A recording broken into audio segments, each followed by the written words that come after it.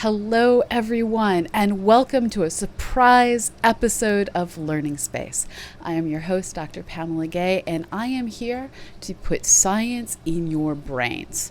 Now, this special episode comes to you because I had a brain failure. It turns out I can't operate a calendar while sick, and because of my mistakes, you get a double feature today. During this first hour, I'm going to have Skylias on from Skylias Cares on Twitter, on YouTube. She's Skylias here on Twitch. During the second hour, I'm going to have on Pamela Harman. The other Pamela, as she's, or I, it depends on the context, are known within NASA circles, and she's going to be talking about the SETI Institute. Now, you're not here to talk to me right now. You are here to talk to this fabulous special guest. Skylias, welcome. It's so good to have you here. Now, you are rocking out the astronomy science communications thing on Twitch, and you've taken me under your wing as a mentor. And I have to start by thanking you and then asking you to just describe all the things you're doing to communicate science here on Twitch. Well, it started out, I would say, roughly about a year and a half ago, that I started doing more of this science advocacy, communicating stuff. It wasn't intentionally like this because, as you know, Twitch is a gaming platform. Yeah. So it's not the norm, but they opened up a certain section on Twitch, and it was the IRL section, and that was something that I could tap into and do a little bit more of the astronomy stuff that I was doing previously. I started to see that there was a lot of curiosity, people asking questions, not a ton of viewership because again it's in the IRL section, but you know there was definitely a niche there that I wanted to explore further. And then we were watching the Carl Sagan Cosmos as it was being, because it's streamed all the time, and I ran into other people that teach astronomy, and we proposed a panel at TwitchCon for Twitch EDU, and that's where I met you. Yes. Yeah. I that was my first big step into the world of Twitch. I'd been part of Twitch Science Week last April and got to hang out at Twitch headquarters in San Francisco, feel my way around the system. And I was like, okay, when CosmoQuest, which is the host program that Learning Space is part of, when CosmoQuest starts launching our next big project, we're going to at the same time launch this channel and start using it. And I used that intervening time to like figure out what was going on, and we hit affiliate the week of TwitchCon, so I didn't even get my affiliate badge. I was so sad. and I wanted to find out who are the people already doing this, and how can I figure out from them how to do more than blather on the internet. And what I really like about watching you is we have very complementary stories. I'm an astronomer who programs. You're a computer scientist who sciences. And how exactly did you walk this journey? Have you always loved computer science, and have you always loved astronomy? Yeah, I have. I'm your female Fraser. That's what I am. And that's a huge compliment too. But yeah, I've always loved computers. Ever since I was a little girl, I've been big into computers, figuring them out. It's very abnormal. And I guess in that sense, or maybe normal, maybe there's more like me that just never really took to it because it was never really noticed in my household. But I would be the person at the computer, fixing the computer, troubleshooting the internet when it came into the home. And that was something that I always liked doing. The problem solving it was something I always found very challenging, but very natural for me to do. And I would say, as far as astronomy goes, I was always interested in things like that naturally anyways. Yeah.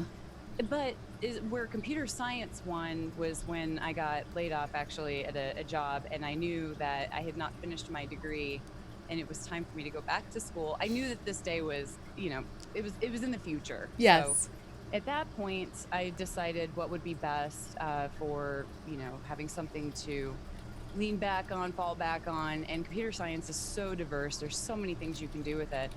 And I actually did meet with Dr. Fran Bagenal, who at that time was working on the New Horizons mission. And I asked her while I was in the beginning of computer science, would it be worth going further into astronomy? Because I started to see, as I was going into computer science and getting very, very passionate about it, and also astronomy was kicking up too. I was taking all of my extracurricular sciences in physics and astrophysics, and I started to wonder if this was something I should do and take my coding skills over there. And she said, well, I wouldn't go for astronomy. You're older, you have a kid. Yeah, there's no jobs. Right. Dreams are crushed. But at the same time, she did bring up, which is kind of funny because I didn't think about this until last night, actually. She did bring up saying, you seem to be really passionate about talking about this. What is this Twitch thing that you do? And I thought, well, nothing's gonna ever amount to anything there. So I don't really want to waste your time talking about it. It's a gaming platform, but no one's going to be interested to hear me talk about science on that. And she said I'd explore that further. Yeah. And best advice you ever got. Yeah, and I didn't really go back to that in my brain until last night when I was having insomnia. But it's so true. It's one of the things I thought about. Like, I remember at the time that I had this meeting with her and walking away from it being like, well, that didn't do anything. Like, no one's going to want to see this stuff on Twitch.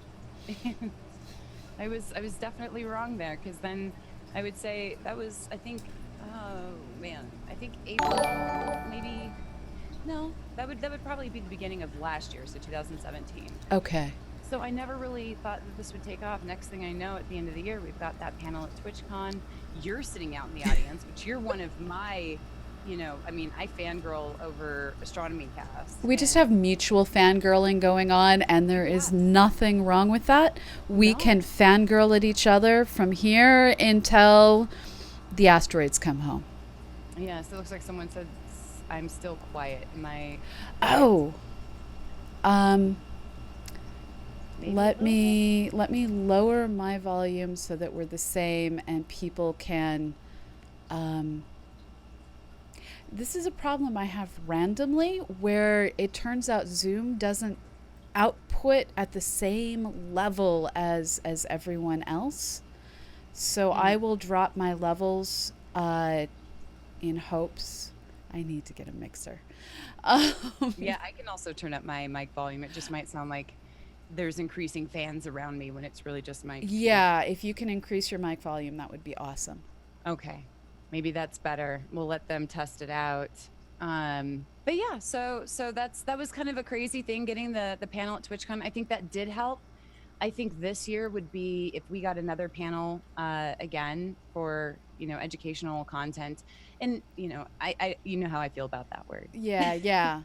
But no, yeah, if we could get that'd be good. What we do, there's a great word that I learned. It's edutainment. And this is what we do. We are educating people while keeping them entertained. And this was really what Cosmos started out doing. Those episodes are not Carl Sagan up at a blackboard doing the teaching astronomy at a blackboard in the way you would a classroom teacher. But instead, it's getting people engaged because... poetical words, the way he did it, because beautiful ideas that were amazingly well choreographed, and how they got the imagery in, how they got the words in, how they got Carl Sagan in. We don't have his production values. I wish we had his production values. That'd be nice. But we do kind of edutainment, basically.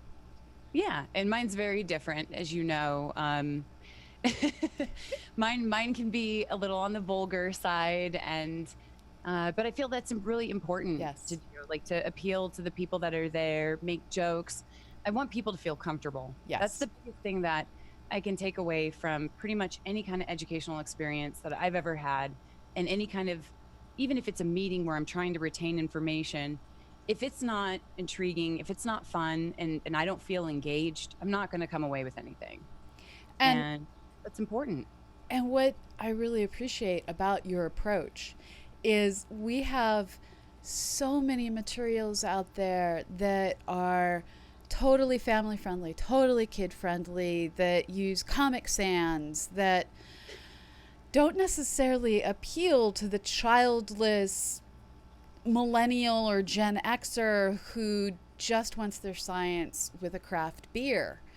And you are delivering in a language that is their everyday language. And Mm-hmm. it's in talking to our audience the way they want to talk that we're able to reach these people who are like, yeah, no, that's in Comic Sans. I'm not going to go there. Right, right. And it's, we have examples of it even from last night. There was people that came in that were new and they said, I'm too dumb for this stream.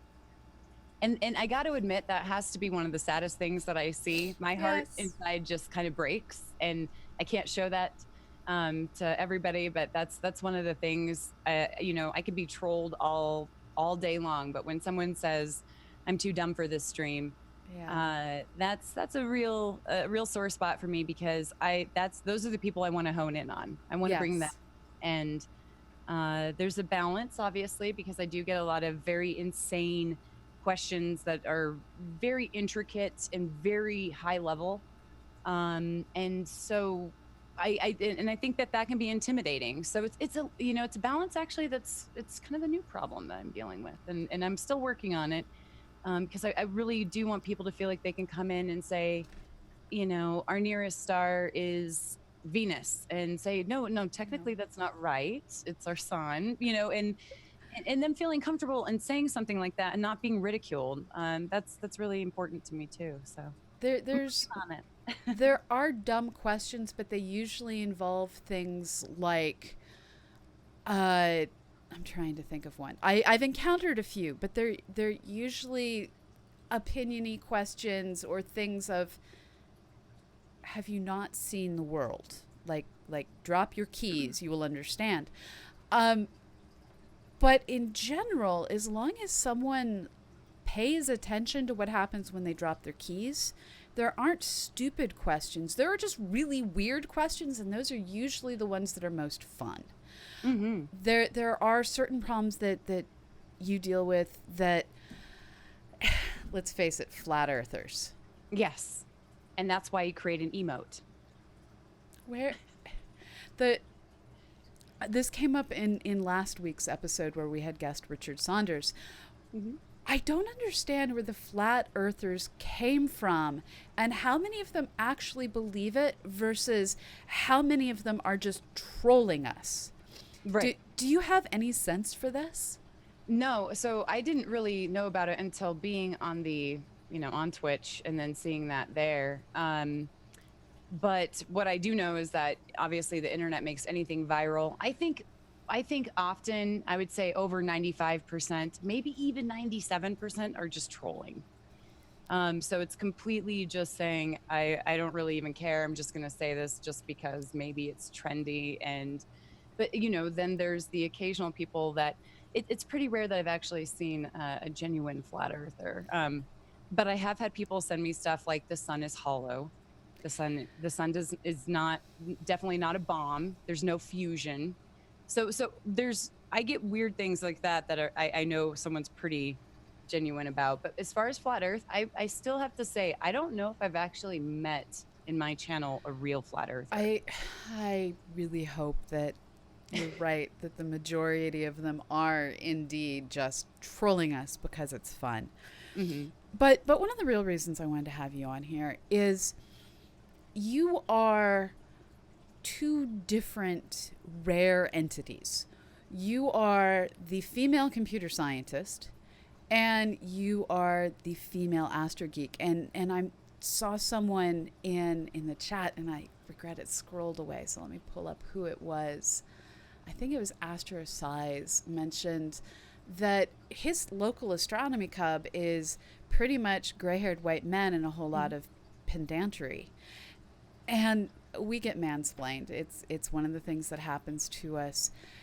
And you've never let that drive you away. You've had the moments where it got you down, but you have kept fighting to be this rare thing in our field.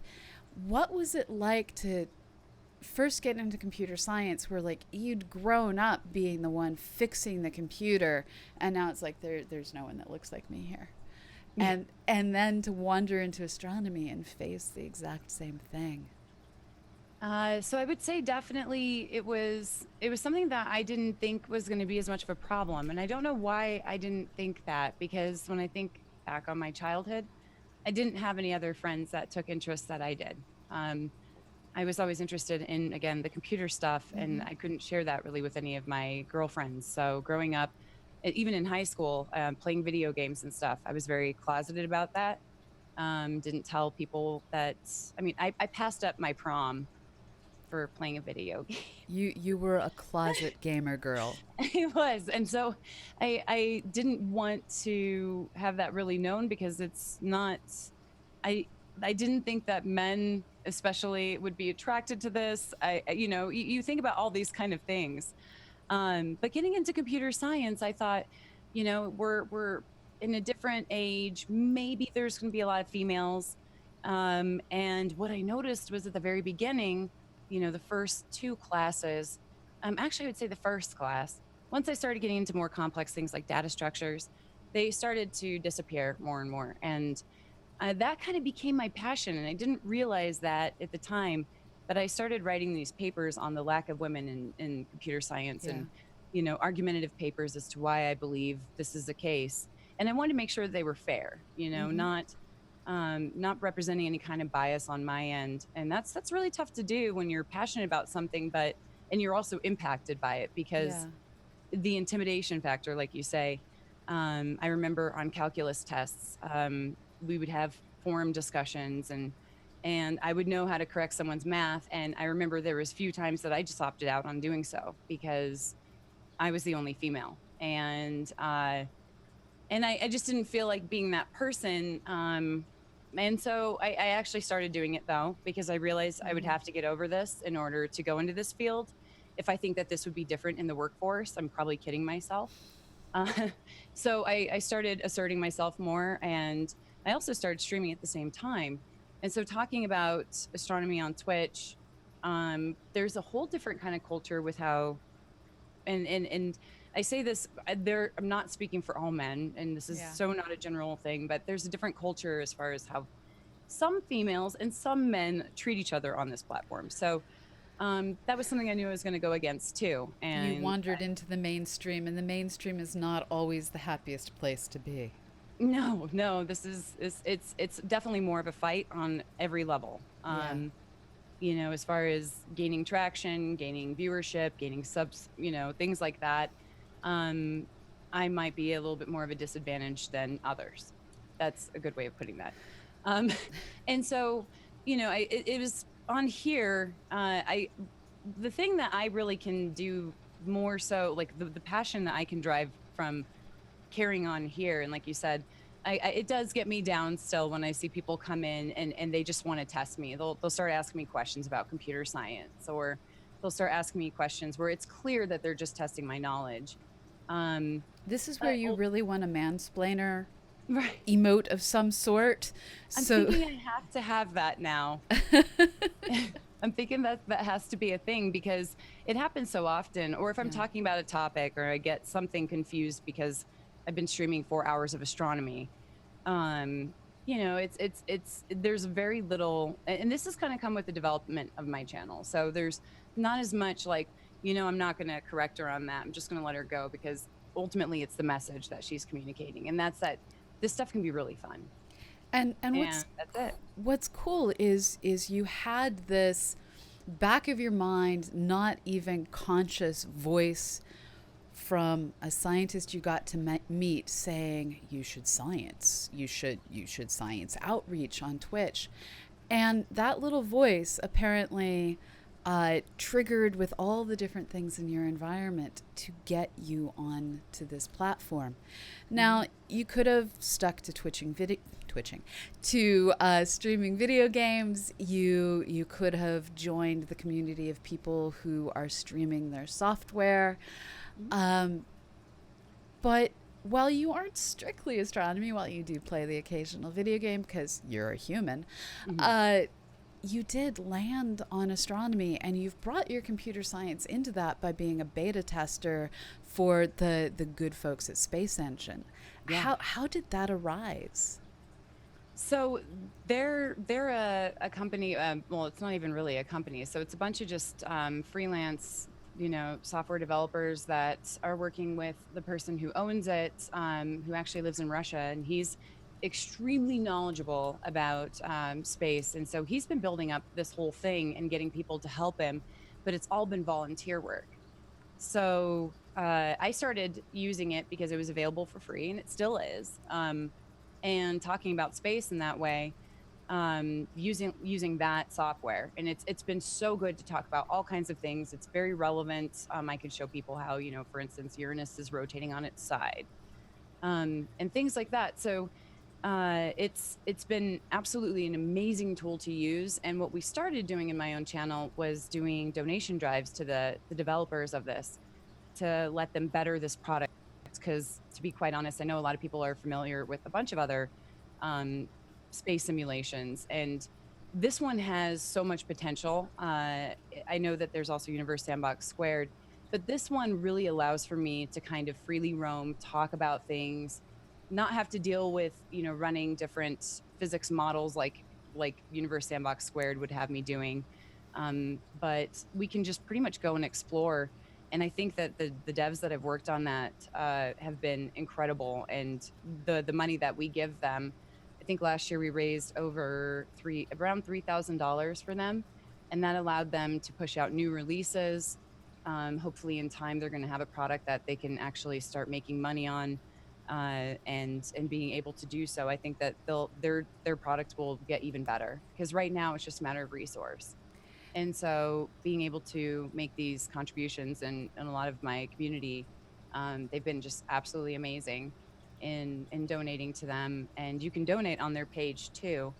You can see that, I think, on that page. Maybe. Yeah, I had it here a second ago. Yeah, so it's a great thing, and them just doing that in their volunteer time and how detailed it is. It does have some procedural content, so it's not all completely real. But the thing is that I like to say about that is it's not necessarily wrong. Right, so. And let's face it, we don't know what all the worlds in our solar system look like, and we certainly don't know what different exo-worlds look like. Exactly. And so here they are giving us a chance to explore these things that we can only see in a simulation. And so, yeah, they're going to be generating planetary skins, but that's a thing that happens. Right. Now, I really appreciate that you're seeing this open source project that really needs some help, and you're using your stream to help support that. And this is like a major part of your income. So you're saying to people, hey, instead of supporting me doing what I do, let's support these other people who make what I do possible. And that's something I really wish more people would do with their streams. Yeah, and I think there's a definite payback to it too. Yeah. Because again, they have new releases. I'm testing out their latest push of their beta. And of course, there's some bugs right now that they're kind of difficult to work around, but overall, like it's improving. And seeing people come in and they have the space command where they want to know what I'm using, and yeah, that's bolstering what they're doing. And again, astronomy. So people get to go into the space sim and play with it, and that's the point. That's what I'm trying to do here. And so you currently are trapped at your keyboard or somebody else's keyboard when you're streaming. And what this means is while you can stream everything that's going on in Space Engine, you can pull up the latest space news, what you can't do is get outside and, show space. Hmm. And you're trying to figure out how to do this. And what you found is this really cool rig for remote streaming. Can you describe to folks what it is that you're hoping to do? Yeah, so you're looking at the parts list for what they call the Gun Run Backpack. So Twitch does allow bigger streamers that do these IRL streams to have a backpack, and they can go around and they don't suffer really many. Sometimes there are connection issues, but not typically. Not like my cell phone. Yeah, not like our cell phones. Yeah. So this backpack would be to be able to be mobile and go to some of the things that someone just described with their local astronomical society being old men. I would love to go, and because I'm active with mine, so I'd love to go and hang out there, and interact and show people the different kinds of telescopes, go and talk to those people, any kind of lectures. I think I was also talking to you about, the Astro Tours cruises that they have. I think it would be absolutely phenomenal for a lot of people from Skynet and all of our communities to be able to tag along and interact with, let's say, Fraser, interact with you, or interact with all of us, and just have that sense of connection there. That we can talk about this stuff here, but there's a lot more I can benefit outside and being active and going out. It will require more of me as well, but if the funds are there, then I will put in that extra work. That's how that should work out. And you've actually set up, and I'm hoping I click on the right thing. Yes, you've actually set up a tip jar, and let me get the link to this on the screen for everyone. You've put together a tip jar that allows people to help you work towards this goal. And the kinds of things that I'm hoping to see you do is, for instance, this summer, the American Astronomical Society meeting is going to be right there in Denver. And it would be amazing if you could walk around the poster hall interviewing scientists in real time. There's so much potential for you to go to things like the Joshua Tree Star Party and bring what it means to be a day-to-day astronomer to everyone out there. So I'm going to say, if those of you out there want to see this kind of on-the-fly astronomy delivery that's better than what I do with my cell phone, consider a tip to this project. This is something that we tried doing with Astronomy Cast a million years ago, before the technology was ready. And it's hard because you do have to have the multiple cellular links. You do have to have all of your lightweight devices so you don't die under the weight of them. You do have to have the camera that is up to handling all the things that you're doing. And you found a way, thanks to Twitch, and they're finding a way. Yeah. And it's like you said, there's so many good reasons to have it. I might not be able to point the camera up and be like, here's the sky, you guys can see the band, the arm of the Milky Way. But it's more about getting out there and showing people, oh, hey, you might have these kind of events nearby as well. And people don't know that. So until you have the backpack, here on Twitch, I've caught you several times talking about what's new in astronomy news and bringing things up on Space Engine. What can people expect to see tonight, this weekend, in your upcoming streams, and when can they expect to find you? So today we actually have Fraser on later. So he will be on around 1 p.m. Mountain Daylight Time. So before, probably after this, I'll probably start streaming again and going through space stuff. But I'm going to be doing a little mix of gaming too as well. But Friday, I am hoping actually just to get out a bit on Friday with everybody. It might not be astronomy related. It could be, I'm not sure. But I'm having that, and everybody can go to my channel. It's twitch.tv/Skylias, and that's Skylias.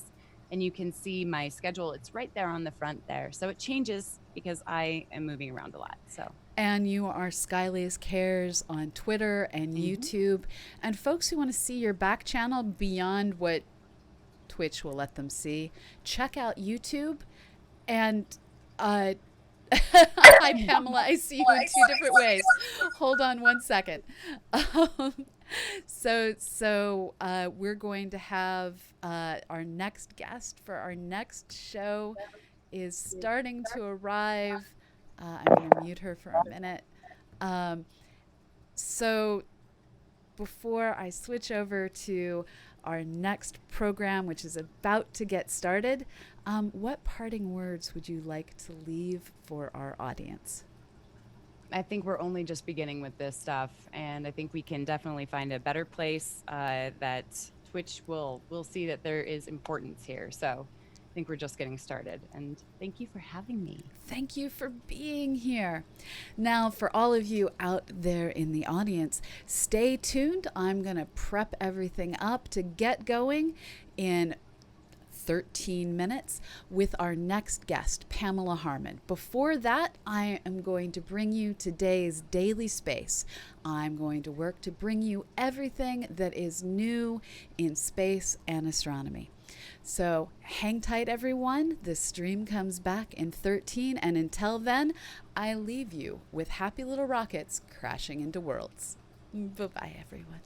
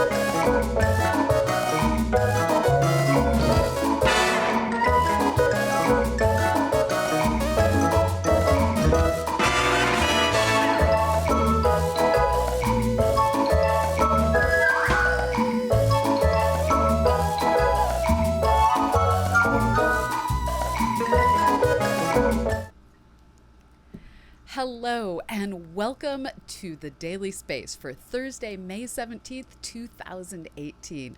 I am your host, Dr. Pamela Gay, and I am here to bring you a taste of what is new and exciting in astronomy and space science. At the end of this news summary, you are invited to stay online as I bring on special guest Pamela Harman of the SETI Institute to talk about building the astrobiology community one student at a time and flying teachers with the Sophia Airborne Observatory. This is all part of our Learning Space program. Our goal is to put science in your brains. And now, I wouldn't say this is a top story, but now for today's first story. It turns out America is no longer the only other game in town for launching spacecraft to other worlds. We've had Russia, we've had America. Our two nations have been, well, kind of at the top of launching things to go off and explore, whether they be our things or other people's things, like the Bangladeshi satellite that was launched last week. Now, joining us, and can't forget the European Space Agency as well, we have a new player. The Chinese, when they launch their new Changi Rocket, are going to be carrying a new little program for the Dutch astronomy community.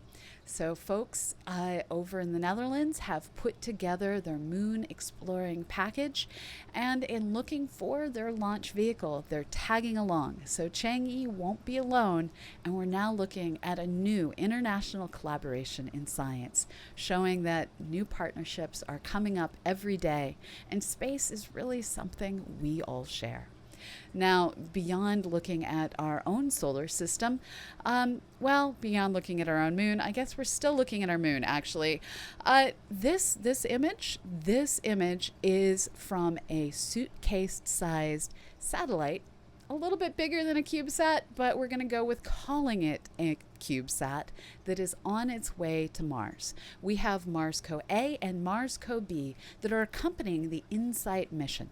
It launched about a week ago, will arrive at Mars on November 26th, and as these three spacecraft travel together, well, Mars Co turned around and took a picture of our planet and the moon. If you look closely in the image I am about to show you, you can see that here is the planet Earth, bright. Sorry, I am apparently sharing the wrong part of my screen. Let me fix that. Here we go. Sorry about that, folks. You can see that we have bright spot 1. This is the Earth, a pale blue, not quite round dot in the sky. We can see the solar panels of our little CubeSat, and if you look closely, there's another pale gray dot that is the moon. So congratulations to the Mars Co. Cube satellites for their successful launch as the first interplanetary CubeSats. And thank you for sending us back this amazing picture of our home hanging in the darkness of space. This serves as a reminder to all of us that this is the only place we know of that is occupied with life. So let's work to, well, study it all we can and keep it safe out in the darkness of space. Now, beyond this mission, and here I have to move things slightly, sorry, we also have a new map coming from Yale. And this isn't a video that I can play, but let me see if I can pull up the playable video. The Yale Astronomy Department has been working to enhance our ability to understand how stars form throughout our galaxy. You can find this over at news.yale.edu. And here we have the Orion molecular cloud. If you look out at the constellation of Orion, you can quite often make out this bright nebula hanging beneath the 3 belt stars of this constellation. And I'm going to back up and allow you to see this system once again. Now, beneath those 3 belt stars is Orion's sword. And within it is the bright Orion Nebula that you've probably seen many pictures of. Well, while that may be the brightest part of the great Orion star-forming complex, it is not the only part. In fact, the constellation Orion is riddled with clouds of dust and gas that are forming new planets, new solar systems. And Yale has figured out a new way to trace out these systems in 3 dimensions. I encourage all of you to go watch this video and learn what you can about this amazing system. Now, with this system, like so many others, star formation doesn't take place the same way everywhere we look, as was discussed last week with other news in star formation. If you look at the Lupus star forming region, you can find giant disks that make our solar system look tiny in the process of forming. Whereas if you look at that Orion Nebula star cluster, we instead, in this great dense star forming cluster, find systems that would fit casually within the inner part of our solar system. So it turns out, as we look different places, always using the ALMA telescope, we learn more and more about, well, how our solar system might have formed and how star formation and planet formation continues to take place in our galaxy. Now, this is a great transition to shift over to this week's guest for Learning Space. If you liked the Daily Space, we will be bringing you news updates just like this every day at 1 p.m. Eastern, which is 10 a.m. Pacific and 6 p.m. London. Tune in Monday through Friday and learn what's going on in space. If you like what you see, give us a follow. It's free, and there's always good ways through Twitch to sustain our efforts. Now I'm going to switch over to Learning Space. Learning Space is our once a week chance for you to meet new guests, discover new things, and hear the story of how we accomplish science. Today is actually a rare double feature, and our second guest is Pamela Harman, who joins me. Oh, Pamela, can you adjust your screen a little bit so that your head is closer to the top of your field? There we go. And I will adjust things a little bit on my end. So Pamela is coming to us from the SETI Institute, which is out in San Francisco. You're actually in Mountain View, I believe. Is that correct?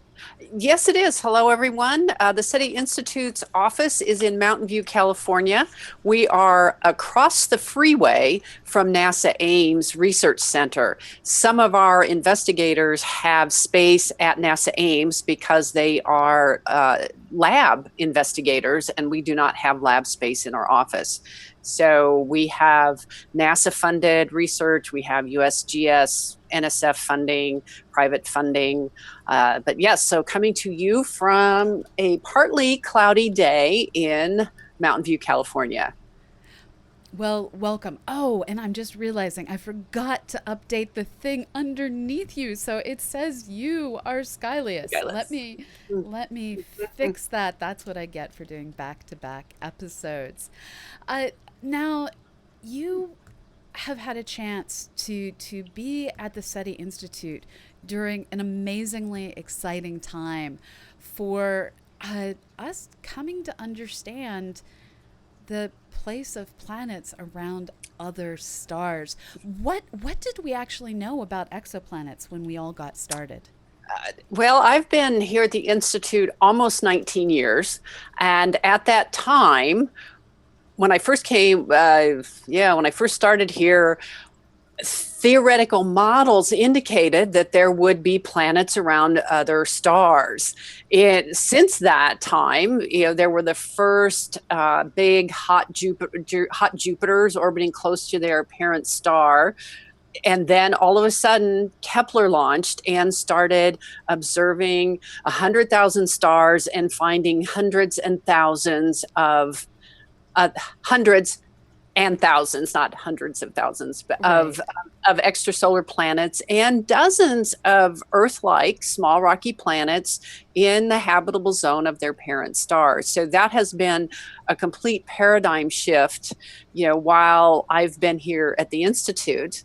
A few years ago, the Institute had the education and outreach component of the Kepler mission. So I had the pleasure of working with Edna DeVore and delivering workshops to teachers across the country on the transit method of detection and providing them with curriculum materials and classroom resources.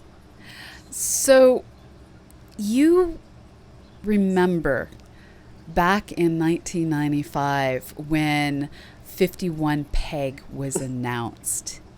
Yes. How did that change things in how you viewed our galaxy? Well, 51 Peg, it was our first hot Jupiter. And it pretty much, we were all standing up and had to sit down and we were scratching our heads. How can that be? First, it's reinforcement of what we thought, that yes, there's got to be other planets out there, and this is like nothing we expected. And so when Kepler launched, it continued to be that way. There's planets orbiting binary stars. There's water worlds. It just was, reminded us that human hubris sometimes takes over and we don't know everything, which is science, which is learning, which is science education, which is, to me, the most exciting part about science, which is we don't know everything. And each day is new questions. Each answer is more questions. So it's an exciting time to be a scientist or an engineer. Engineers are my people. One of the things that I often say here at CosmoQuest is we aren't scientists because we know everything. We're scientists because we want to know everything. Mm-hmm. And one of the amazing things that happened after the discovery of 51 Peg and the quick follow-up of a whole variety of different first hot Jupiters, and then over the years we've added more and more kinds of planets.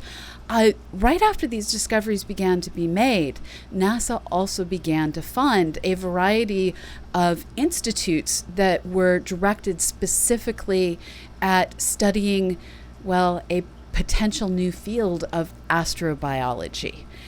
And an entire new field suddenly gained funding, first of all, in the late 90s and early 2000s. When did you first get involved in astrobiology as well as exoplanets? Okay. Astrobiology Okay, we started around 2000 Right. because the SETI Institute is currently on our second cooperative agreement with NASA to participate in the NASA Astrobiology Institute Virtual Institute. Coincidentally, with that first cooperative agreement, we had the National Science Foundation funding for the Voyages Through Time curriculum, which is an astrobiology curriculum, and it capitalizes on the concept that we are star stuff, and you can teach students.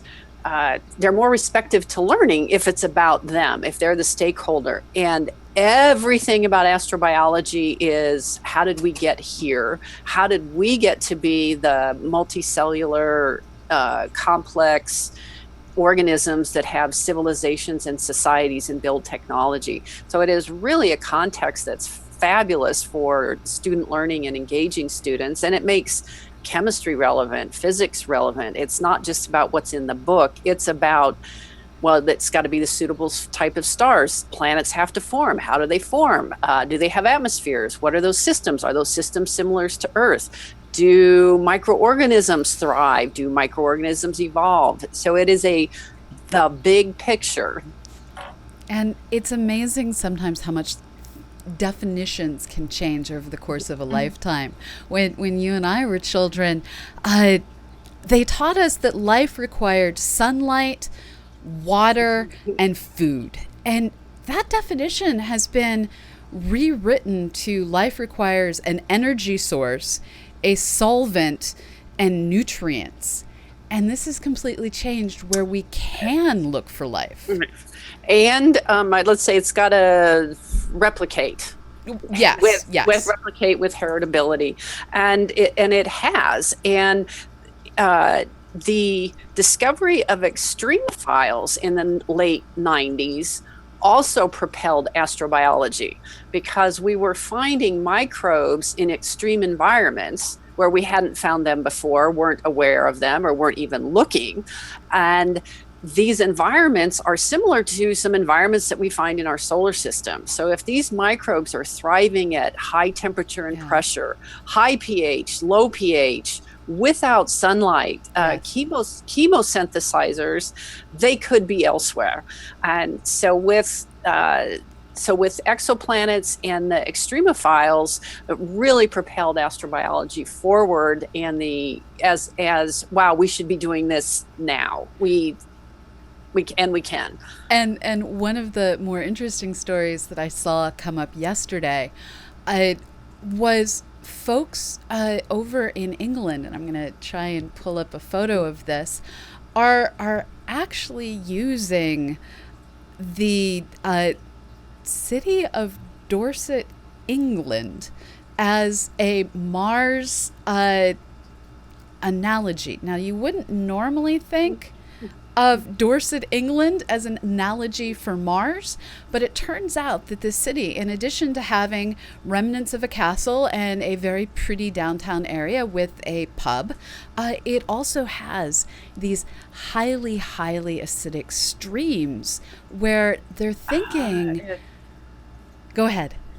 I'm just saying, yeah. So these streams are filled with microbes who have learned to thrive in this deeply acidic environment, and they're thinking that if there is liquid water under the surface of Mars, that it may be similar to this water that they're seeing in Dorset, England. So you never quite know where you're going to find the extremophile next door that's going to teach you about the planet next door.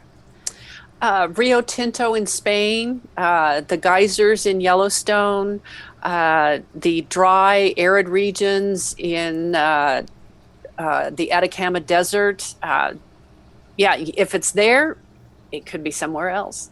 So, do you have a favorite extremophile? I hate to play favorites, but the tube worms at the seafloor vents are pretty rock and cool. And I don't know that one. Oh, they're, yeah, just do a search on them and you'll find the big tube worms that are thriving next to the C4 vents in high temperature, high water pressure, no sunlight.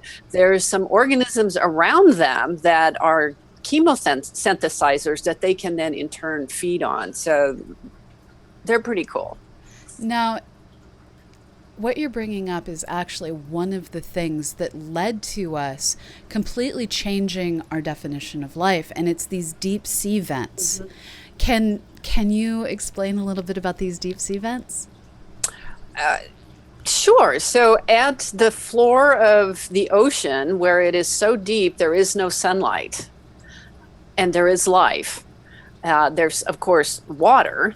But the fact that, as you mentioned, the early definition was life needed sunlight and it needed food. And so but here we are at the ocean floor, and there is no sunlight. So what happened, what is the basis for these life forms? So this was again, streamophiles, this was a big movement in our understanding. So, wow, if life thrives at the seafloor, could it be on the floor of the oceans on Europa? Because there's no sunlight there, there's no sunlight, on our seafloor. So life could thrive somewhere else.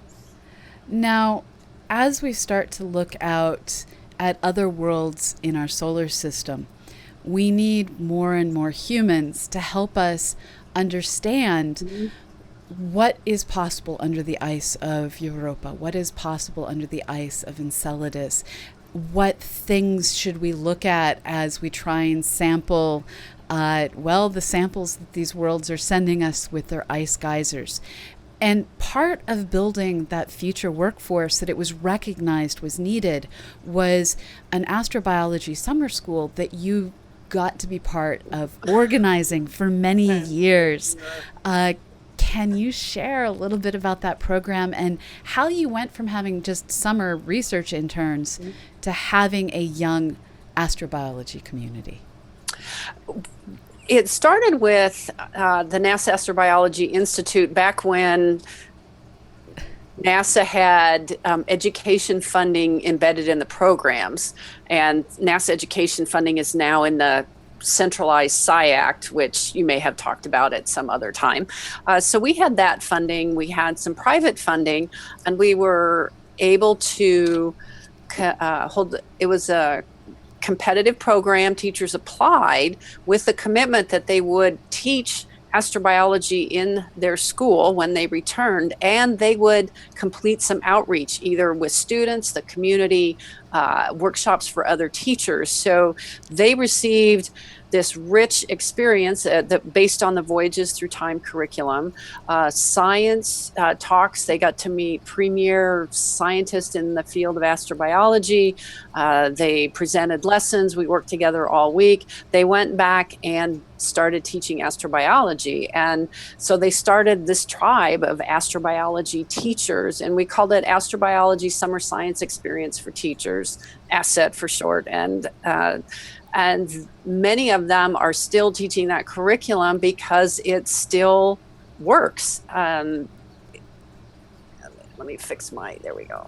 It still works, and you can constantly update it with the latest news in astrobiology. The concepts are still there and still valid, and you just update it with the latest findings.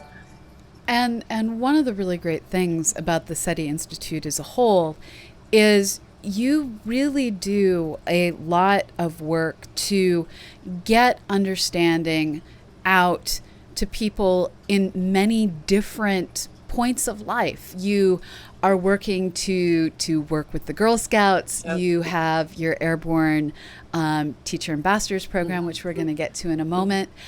And in addition to all of this, you have been right there as one of the pioneers figuring out how to take your colloquium and get them online to benefit people at other institutions.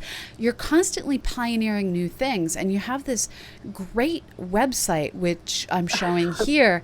How do you all balance getting everything done. Where do you prioritize between the science, the communication, and building that next generation? Well, that's a really good question. And and I will say that some of us have our areas of expertise. So we have a center for education where I reside. We have a center for outreach. We have a communications director. We have, the director of the Carl Sagan Center, which is science. And so we all work together to keep pushing everything forward, to make sure that the scientists have opportunity to share their findings, to make sure that, as you said, we're using technology to share the science talks and the information.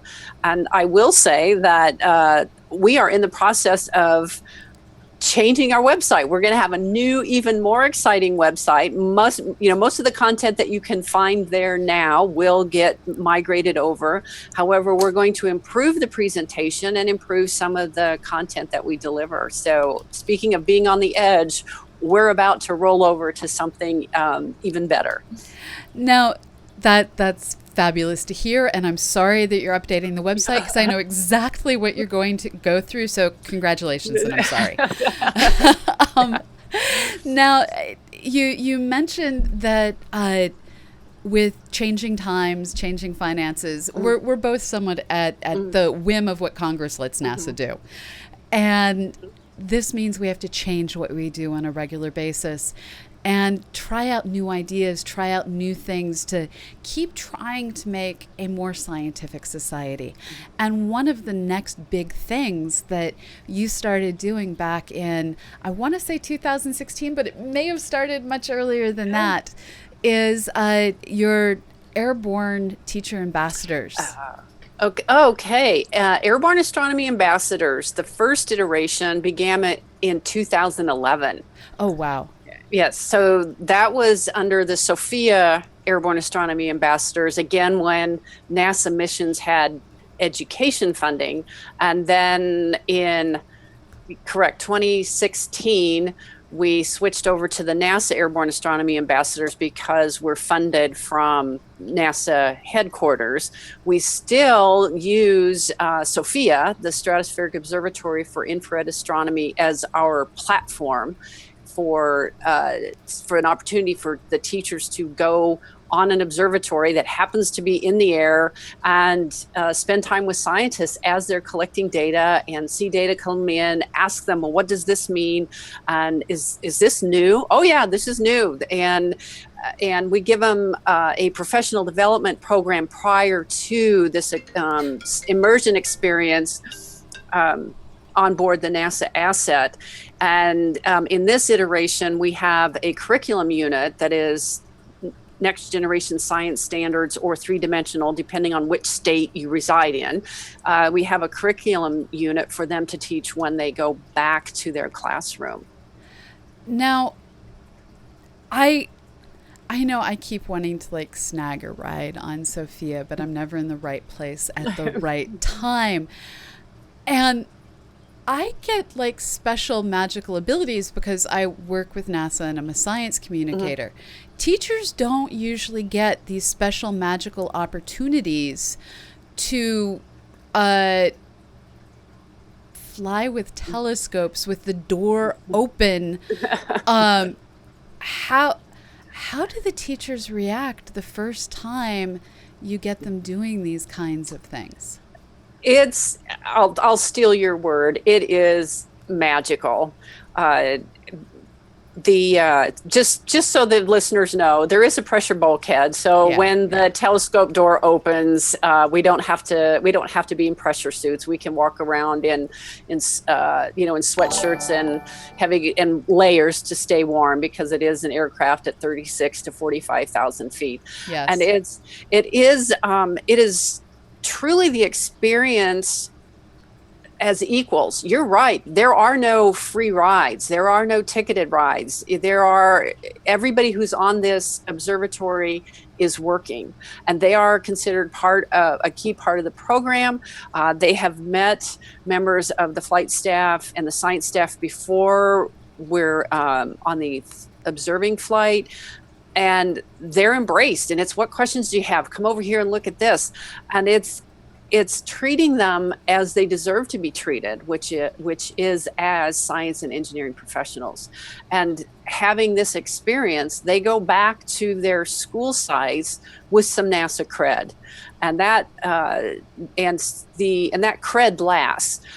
The Airborne Astronomy Ambassador Program is, a legacy of the Foster Program, which was Flight Opportunities for Science Teacher Enrichment, and run by the great Edna DeVore, who was here at the SETI Institute until she got to retire recently. And so the AAA program is a legacy of that program, and some of the research, longitudinal research data that was collected years after that program was over, was that NASA cred stayed with the teacher, and seeing research, not necessarily in this case conducting research, but being able to talk about it, being able to read abstracts, being able to discuss the abstracts with those scientists and engineers, and have those scientists and engineers available to Zoom in or Skype into a classroom, really gives them the professional stardust that they so deserve. Now, this brings up that the SETI Institute doesn't spend all of its time, or I think much of its time, looking for alien radio signals. You do have folks, Seth Shostak among them, who are researchers who go out, use radio telescopes, looking for that signal that indicates civilizations on other worlds. The SETI Institute, it's a big research place. It's not huge, but at any given time, there's it varies, under 100, over 100 science researchers, and maybe they're research associates. And out of that collective group, a few of them are SETI specialists who actually conduct the radio astronomy work that is SETI.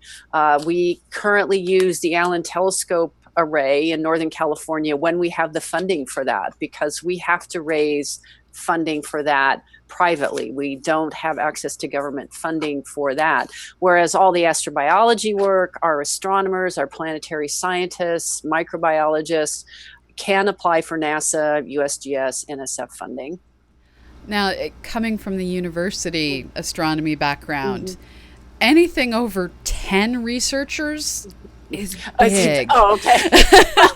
Okay, so we're across the street from NASA, which Ames, which is probably about 2,500 people, and then there's 10,000 people at NASA Goddard. So depending on the bird's eye view that you have, where are we big or are we? You're bigger than a university department and smaller than a NASA center. Okay, so there you go. Now, where SETI really, as an institute, got my attention is that you have so many people focused on where are there the conditions that could support life, where you're trying to define, well, based on extremophiles, are there limits? You have so many people who are out looking in space, trying to better understand how planets form, to figure out the frequencies at which they might form in ways that are suitable. And this is how you tie back in to the SOFIA mission. What is some of the science that SOFIA is capable of?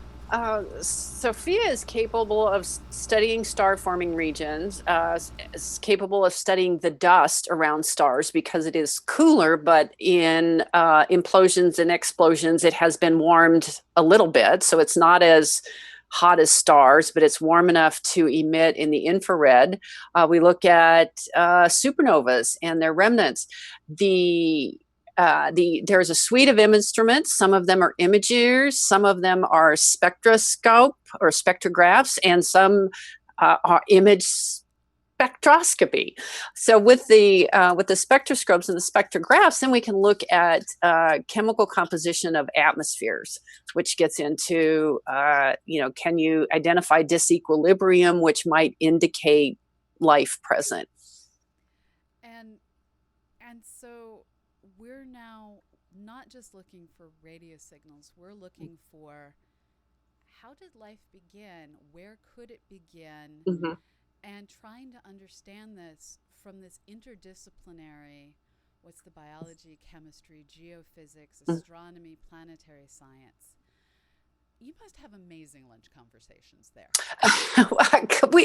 The coffee room conversations can be amazing, and and having the multidisciplinary approach and having scientists from different disciplines in the same hallway, does promote those interdisciplinary ideas and conversations. So, audio issues. Sorry, everyone, for the audio issues. It should be fixed now.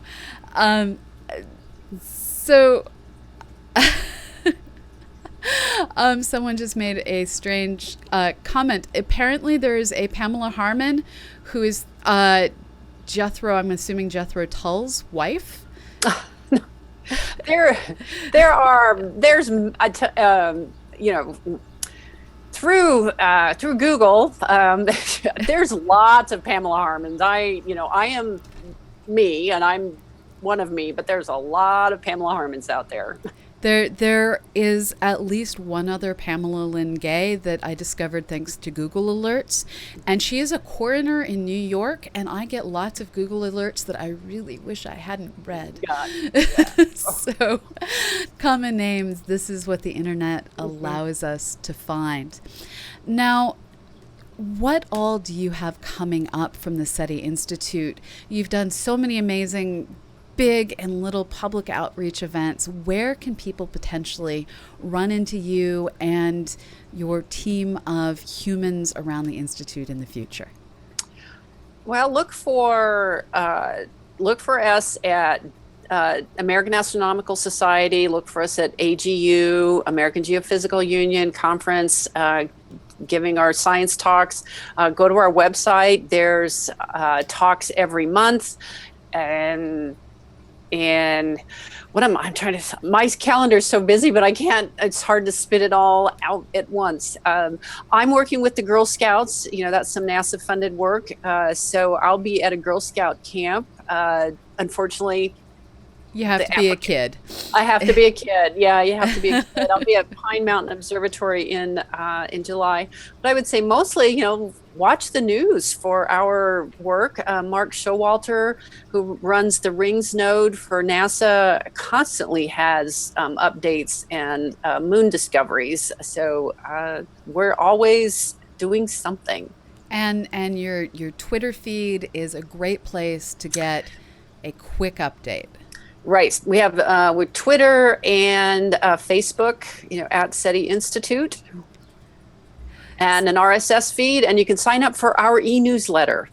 That's awesome. Now we're starting to get questions in from the audience. Someone whose name is fluorescent green on my screen, so I can't quite make it out, but I love you too, is asking, do you believe intelligent life exists in the universe? I do. I do. I just don't think, besides us, yes, I think that there is some intelligent life elsewhere. And I agree with that. I don't know if we'll ever be able to find it because space is so empty. It is so vast. The distances are so great, which I think is what you're alluding to, that between here and there and the next space is just, there's nothing in between here and the next galaxy, even the next solar system. The distances are so vast, and we'll need new technology, which is why we want to inspire the next generation of STEM investigators. Yes. We need the next big idea. We have problems to solve.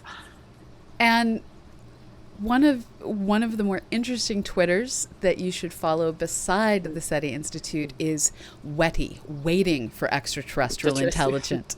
So if you want a good parody account, put that one in next to SETI, and you'll get to see the science that is taking place and the sorrow of continuing to wait for that elusive message we may never hear.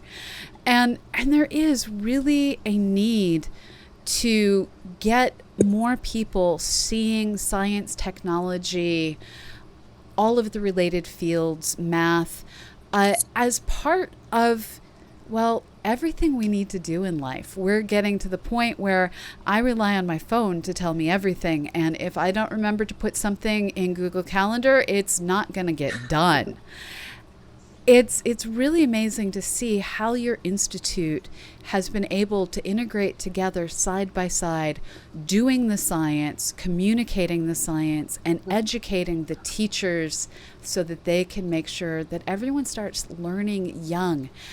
You've been at SETI for a long time. Has this always been baked into the institute?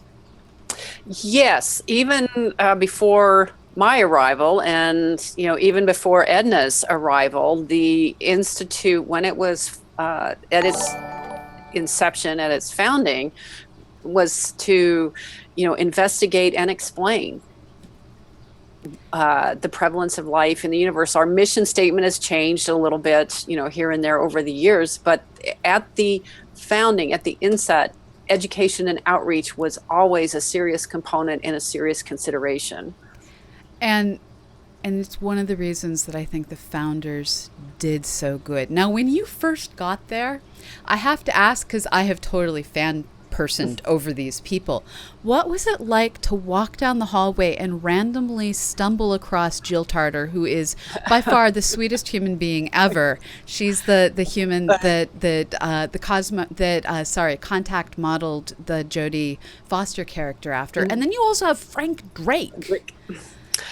It was, I was starstruck, to absolutely starstruck. And then to get to know Jill, because she is tireless in her efforts in education and outreach. And she was the principal investigator on Voyages Through Time. So really got to work with her and agree. She is the kindest, most open and generous person.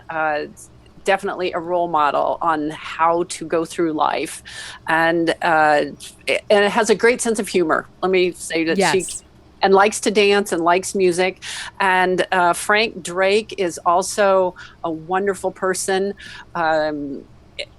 Will work for chocolate. I mean, he would be somebody who would, drive to San Francisco State to talk to the asset teachers and sit down and have lunch with us. And they're like, well, Frank, what can I do for you? And he would just say, chocolate, and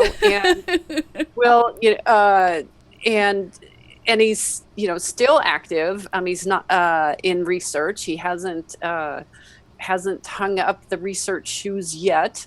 And he's also inspiring with how he hears questions and takes time to think about the answer and answers them. He's also awesome. So very lucky. That is kind of amazing. Now, if you had to guess what the future holds, where would you guess the next big discoveries are going to come from?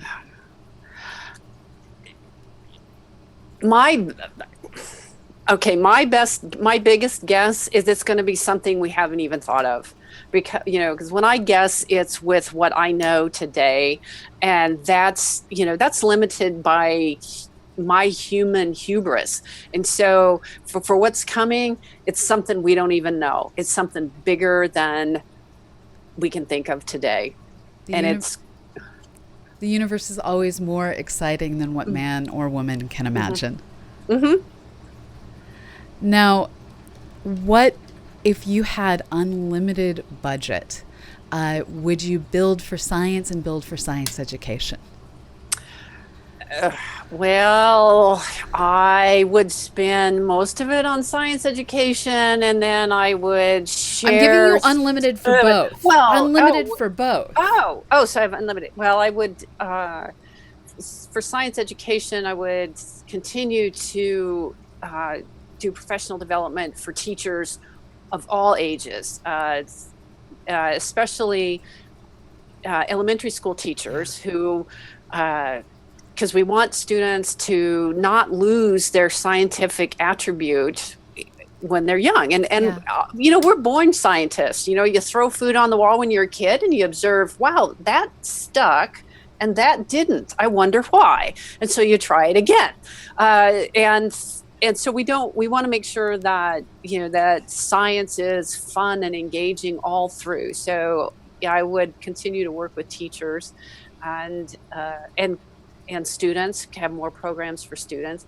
And then for scientists, well, if I have unlimited funds, then everybody gets to do what they want to do. Okay. I like that. I like that. I have to highlight a comment coming in from Paranor 001. They're saying school teachers need to be seen and paid for the hard work heroes they are. And that is a sentiment I truly agree. And if we had unlimited funding, I'm sure both of us would definitely increase their classroom resource budget and their salary budget. So if a teacher out there is listening, watching, being part of this, where should they go to keep an eye out for the next time you offer opportunities for them to come in and learn? Thank you for asking. Right now, we are looking for partner school districts for the Airborne Astronomy Ambassador Program. If they go to SETI.org/AAA, which is short for Airborne Astronomy Ambassadors, you'll find information. It is, teachers do not get to apply on their own. They need somebody from the district would partner with the Institute. So we need an administrator to say, yes, I want our teachers to do that and investigate the obligations and the memorandum of understanding. And so if somebody's interested in being an Airborne Astronomy Ambassador, then they've got to get their district to contact us right away. For Girl Scouts, watch SETI.org/Girl Scout Stars. There are training opportunities for amateur astronomers who want to work with Girl Scout astronomy clubs. There are training opportunities for Girl Scout staff and volunteers. There'll be a staff volunteer opportunity this fall, and then again next spring. And then next spring, look for the opportunity to work with Girl Scouts on an astronomy club. And I look forward to getting to help out with those occasionally when you have people who want to learn citizen science, and anything I can offer, I'm there for you anytime you need me. And and we'll be calling on you. And if anybody has Girl Scouts in their neighborhood or in their family, the space science badges for Daisy Brownie Jr. will be released in August, and the space science badges for Cadet Senior and Ambassador will be released next August in 2019. I'm looking forward to seeing all of that and seeing more girls out there learning science and looking up. Yes. This has been a fabulous 45 minutes of catching up. And I was going to do a product review of Space Engine, which is a planetarium simulator. I don't know if you want to stick around or not. I gotta go. Okay. Thank you so much, Pamela. And next time someone accidentally sends me your email, because we are the two Pamelas, I'll make sure to forward it along. And I'll do the same for you. Okay. Bye-bye. And thank you so much for joining me. And everyone out there, stick around, and I will, now that Pamela's off air, switch over to showing you a little bit about how, if you're a Windows user, which sadly I'm not, you can upgrade from Skylias, which is free software that works everywhere, to software that's a little bit more in-depth, has a little bit more functionality, and this software is called Space Engine. So I'm going to switch over. I'm just discovering I don't have the screen I need. So this says Daily Space, even though we're still on Learning Space. Sorry about that. So today's product review is of Space Engine. This is software that I have greatly enjoyed the chance to watch over on the Skylias channel here on Twitch. I see. So I'm not switching anywhere, Peter. I'm just switching my display. That's all.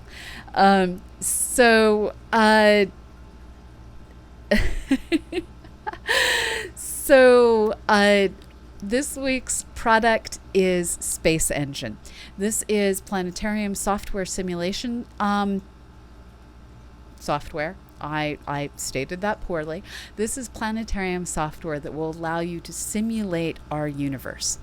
Now, I have some great screen captures that they've displayed where they're showing us how they're putting a lot of amazing effort in allowing you to go into the code, visit exoplanets, and see rendered surfaces, rendered features that are based on our latest understanding of these different worlds.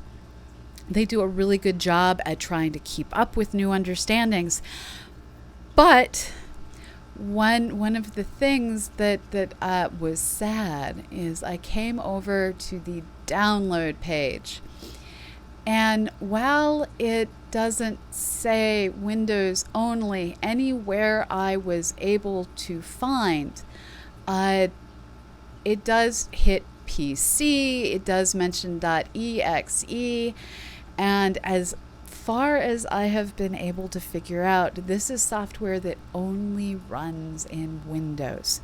Now, it is also built out of the completely open source, completely extensible Stellarium planetarium package. So for those of us who are using, a Mac, those of us who use Linux, these are my two operating systems, we can't get their pretty planetary surface goodness yet. Now, this product is being run by a couple of kind of awesome human beings, and this is just their volunteer project. So if you're on a Windows system and you like what you see, if you're a fan of Skylias and you love what she's able to do, consider dropping these guys a donation and asking, will you please take what you're doing and extend it out to to Macintosh and Linux. It also does have fairly strong system requirements. It will eat your memory. It will eat your processor. But let's face it, when you're sticking the entire universe onto your computer, you expect it to require a lot of resources. So if you're on a Windows system, I can recommend Space Engine. It is built on tried and true technology, that Stellarium platform, and it has taken it and it extended it to have better imagery and to really keep up with our changing knowledge of our universe. If you're on, anything else, or if your system isn't a powerful gamer system, you may be not wanting to try this right now. So here we go. I do see people making the recommendation that you can use Boot Camp or other resources to run Windows software inside of Mac OS. One of the concerns I'd have with doing this is because this is resource intensive and most of those virtual machines are resource intensive, you may not be able to simply run it side by side with your normal Mac rig. You may have to simply boot straight into Windows, which Macs do support, but you might lose everything else you want to be using. So my recommendation holds. Hold out for it until it runs native on the powerful gaming computer or powerful scientific computer you wish you had on your desk. If you have that computer you wish for, get it now and see what the universe has to offer. So this has been a special back-to-back episode of Learning Space. I'm going to hang around for a few more minutes, answer any questions that you have. Just as a reminder, if you like what you see, give us a follow. They're free. If you want to see this content keep getting produced far into the future, consider dropping us a subscription. Subscriptions sustain our efforts, and bits always help. Every little bit matters. So thank you everyone so much. I somewhere up here have a list of people I need to thank specifically. I want to thank JMK, bunch of digits, for the follow. Scrotus762 for the follow. Vale Crow for the follow. Faring H for the follow.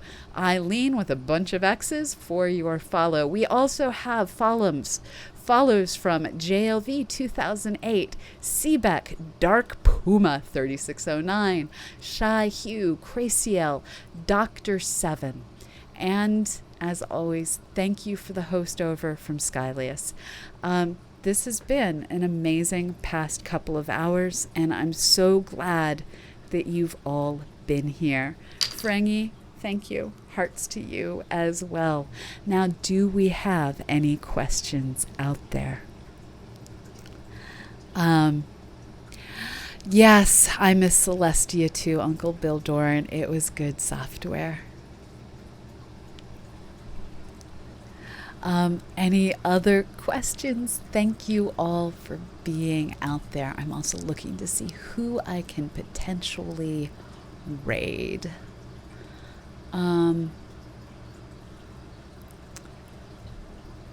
Waiting for questions. If there are no questions, I'm going to raid you over to Nick's Saga, where you can see a great scientist being good or bad, I'm not sure which, playing Skyrim and probably talking science as she goes. Thank you all, and I am now going to go find more coffee and maybe some lunch.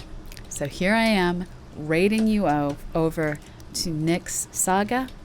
Wherever you are in the world, have a great morning, evening, or afternoon. I will be back tomorrow. Same time, same channel. Well, not quite the same time. I will be back tomorrow at 1 p.m. Eastern, 6 p.m. London, 10 a.m. Pacific, to bring you the Daily Space, your update on all that is new in space and astronomy. Thank you all, and go out, look up.